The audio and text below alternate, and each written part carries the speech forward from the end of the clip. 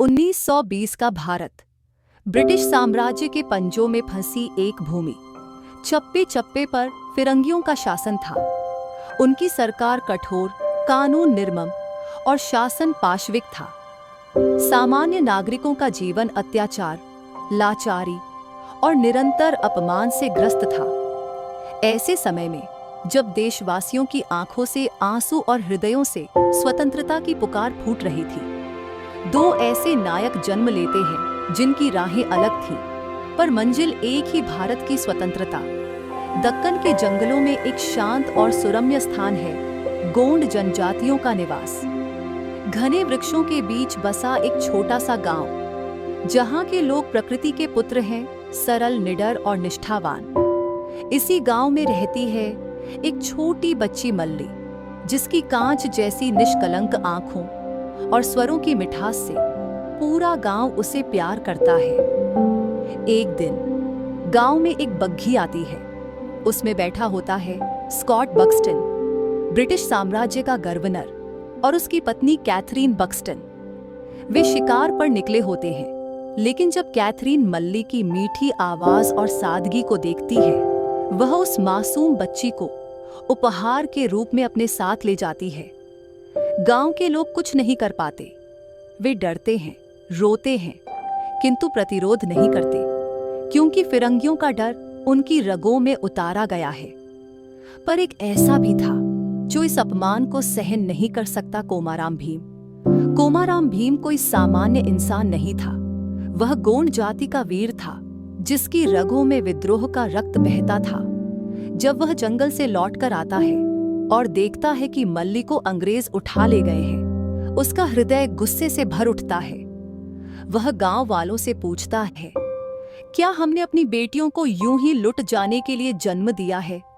गांव का मुखिया कहता है, भीम, वे बहुत ताकतवर हैं, हमारे पास क्या है? भीम गरजता है, हमारे पास हिम्मत है और मैं मल्ली को वापस लाऊंगा, चाहे जान भी चली जाए। और इसी के साथ शुरू होती है भीम की दिल्ली यात्रा। वह अपने 4 साथी लच्छू, झंगरू, कोया और बिम्मा के साथ दिल्ली की ओर रवाना होता है। उसके मन में एक ही लक्ष्य है, मल्ली की वापसी। दूसरी ओर एक और पात्र उभरता है, अल्लूरी सीताराम राजू।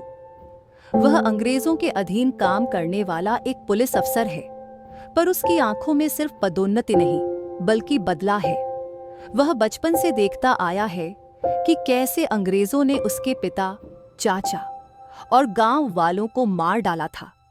तभी से उसने कसम खाई थी अंग्रेजों के ही हथियारों से उन्हें नष्ट करने की। पर यह आसान नहीं था। उसके मिशन का पहला चरण था अंग्रेजी अस्त्रागार में घुसपैठ कर वहां से हथियार चुराना।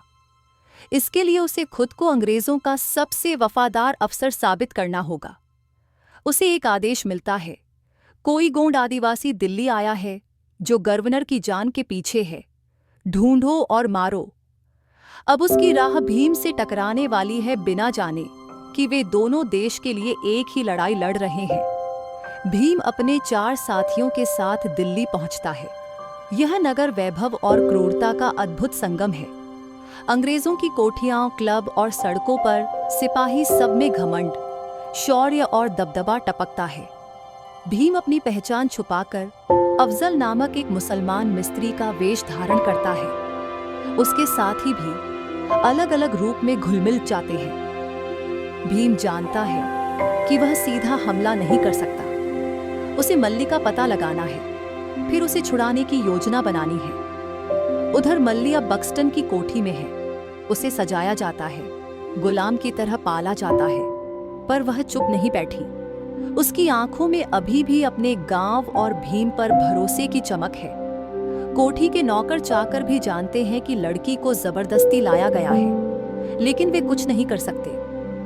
एक दिन भीम कोठी के पास जाकर एक नौकर से संपर्क करता है, शेखताज नामक एक बुजुर्ग रसोइया, जो ब्रिटिशों के खिलाफ मन ही मन विद्रोही है।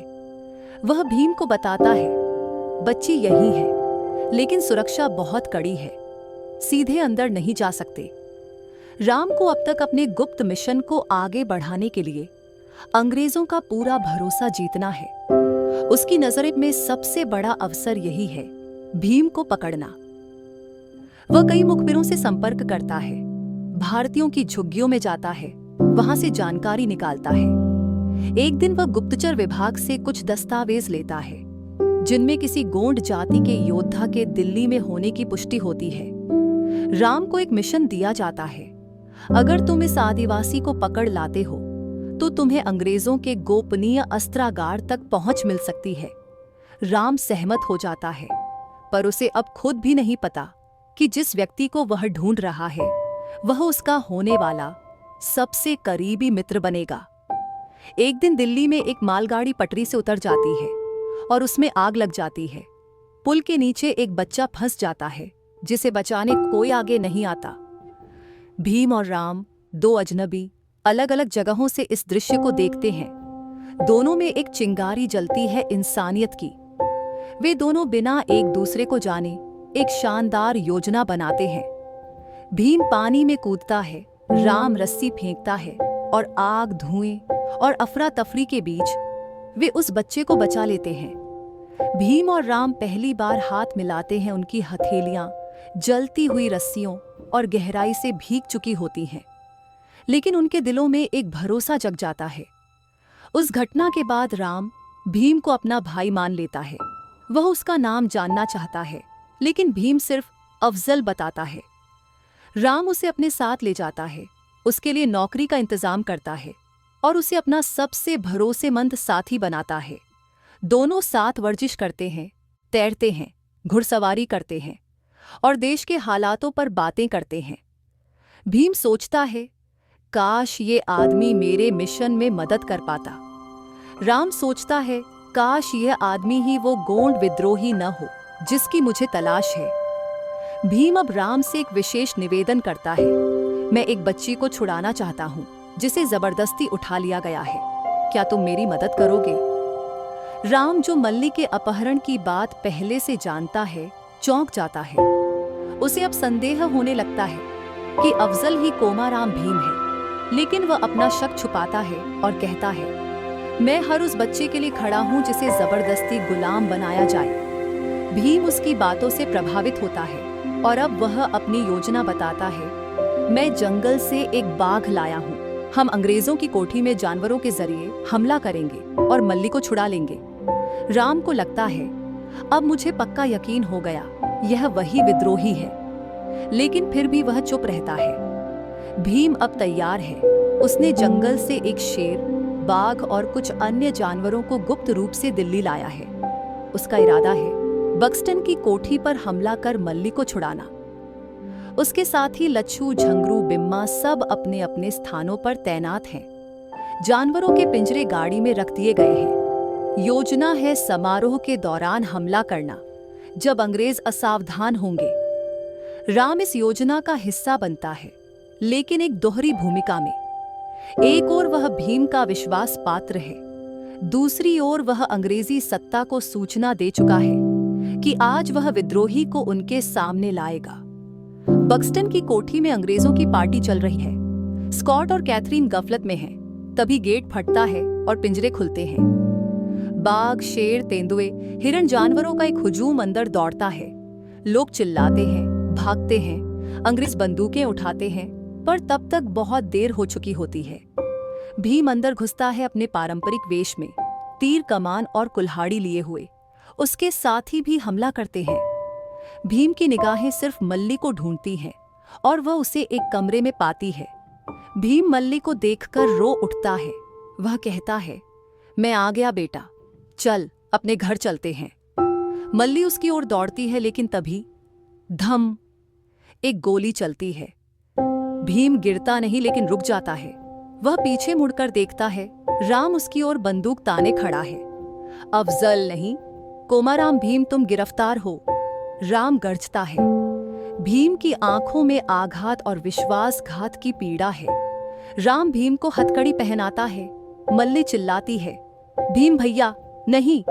अंग्रेज उसे खींचकर वापस ले जाते हैं। राम को सम्मान मिलता है, उसे मेडल मिलता है। बक्सटन कहता है, तुम अब हमारे सच्चे सेवक हो। पर राम के अंदर तूफान है। वह जानता है कि उसने एक सच्चे देशभक्त को धोखा दिया है, पर उसका मन कहता है यही रास्ता मुझे मेरे लक्ष्य तक ले जाएगा। भीम को काल कोठरी में डाला जाता है, उसे बेरहमी से पीटा जाता है, उसके शरीर पर चाबुक चलाए जाते हैं, पर वह एक शब्द नहीं बोलता। राम हर दिन आता है और देखता है कि उसका मित्र चुपचाप अत्याचार सह रहा है। वह अंदर से टूटता है।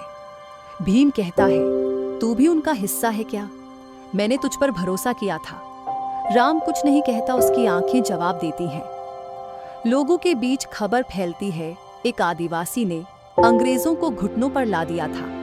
अब वह जेल में है। दिल्ली की गलियों में गुप्त रूप से लोग भीम की कहानियां सुनाते हैं। बच्चे उसका नाम लेते हैं, उसके चित्र बनते हैं। राम देखता है यह वही क्रांति है जिसे वह पैदा करना चाहता था, पर अब वह दो राहों में फंस गया है, कर्तव्य और मित्रता, लक्ष्य और सत्य, स्वार्थ और बलिदान। राम ने भीम को अंग्रेजों को सौंप दिया। उसे एक पुलिस अफसर के रूप में पुरस्कार मिला, लेकिन एक देशभक्त के रूप में आत्मा का बोझ। हर रात उसे अपने ही निर्णयों की गूंज सुनाई देती है। उसे अपने गुरु की बातें याद आती हैं। अगर तुम अपनी मिट्टी के लिए लड़ना चाहते हो तो दुश्मन के घर में घुसकर उसे उसी की भाषा में हराओ। राम जानता है उसका रास्ता अब भी पूरा नहीं हुआ। उसे अंग्रेजों का अस्त्रागार चाहिए ताकि वह हथियार अपने देशवासियों को दे सके। लेकिन वह अब समझ गया है, भीम जैसा साथी मिलना दुर्लभ है और उसे खोकर वह अधूरा है। भीम को मारने की योजना। स्कॉट बक्सटन आदेश देता है, इस आदिवासी को सरेआम फांसी पर लटकाया जाए ताकि बाकी विद्रोहियों को सबक मिले। कोठरी में भीम की हालत गंभीर है। उसके शरीर पर चाबुकों के निशान हैं। वह खून से लथपथ है, पर उसकी आत्मा अडिग है। राम को अब तय करना है, क्या वह चुपचाप खड़ा रहेगा या फिर इतिहास की दिशा मोड़ेगा। पुलिस वर्दी से बलिदान तक राम निर्णय लेता है, अब बहुत हुआ। वह अपने गुप्त संपर्कों के जरिए अंग्रेजी अस्त्रागार से हथियारों की चोरी करता है। वह अपनी वर्दी फाड़ता है और पहली बार खुलेआम विद्रोही बनता है। उधर भीम को कोठरी से बाहर निकाला जा रहा है। उसे फांसी के तख्त तक ले जाया जा रहा है। भीम के पैरों में बेड़ियां हैं, लेकिन उसके मन में आजादी की आग। राम का तूफानी हमला। फांसी स्थल पर भीड़ जुटी है। तभी धड़ाम, एक जबरदस्त धमाका होता है। गेट फटता है। अंदर घोड़े पर सवार एक आदमी आता है। वह है राम। उसके हाथों में है वही हथियार जो उसने चुराए थे। वह गोलियां बरसाता है, सिपाहियों को गिराता है और चिल्लाता है, भीम उठ भाई, ये तेरी आजादी का दिन है। दोस्ती की चिंगारी फिर भड़की। भीम उसे देखकर चौंकता है। तू मेरे लिए वापस आया?